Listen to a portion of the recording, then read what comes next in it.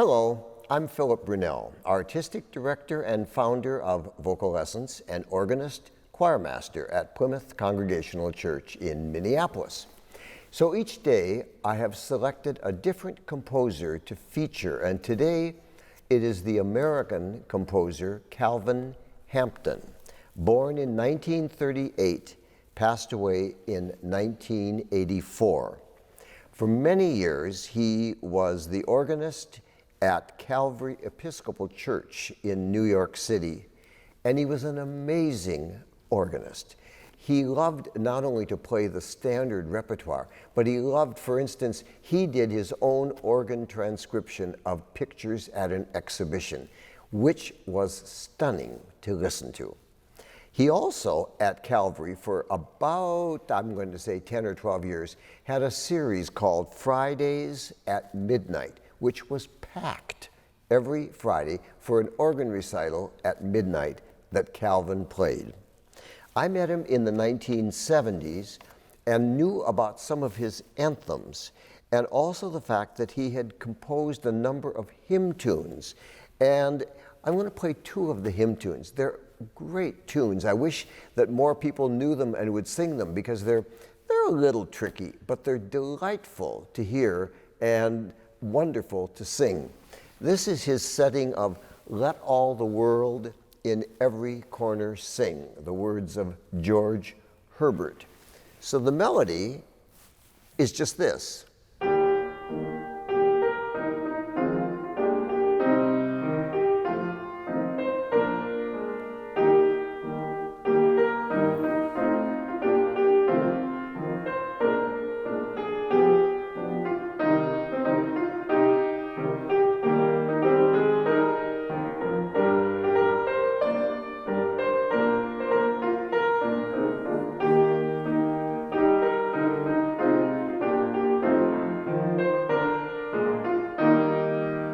Well, that's fine, but it's his accompaniment while you're singing that makes it really delightful.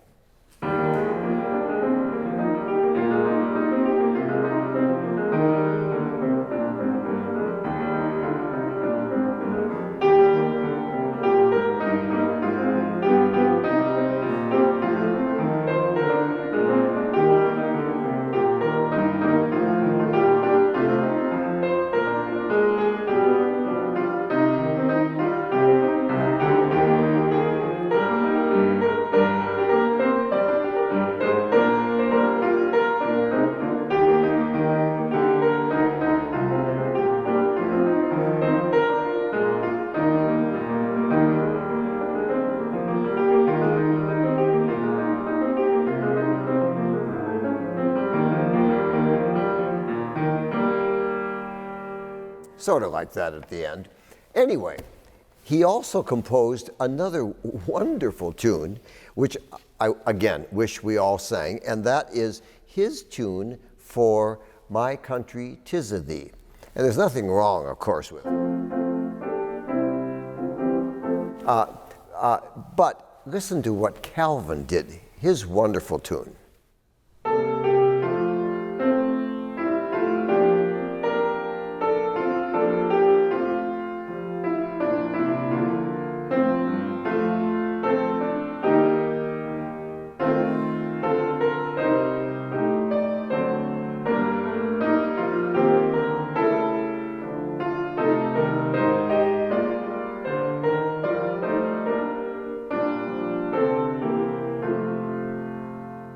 It's great.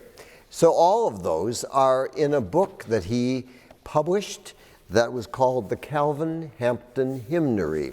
Some wonderful, wonderful tunes. He also did a version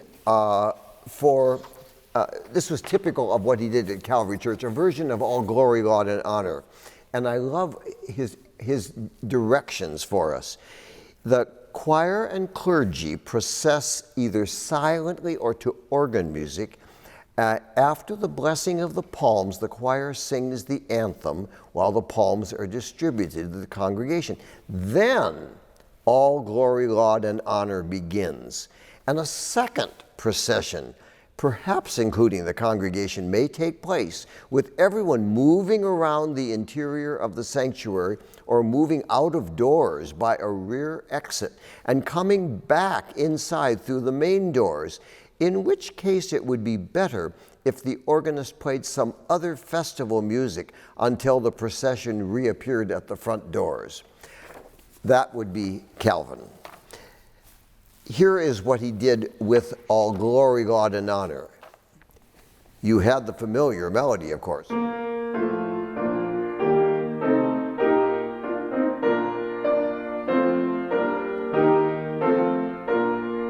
So while the organ is playing that, the choir is singing a joyful la la la all the way through. So you get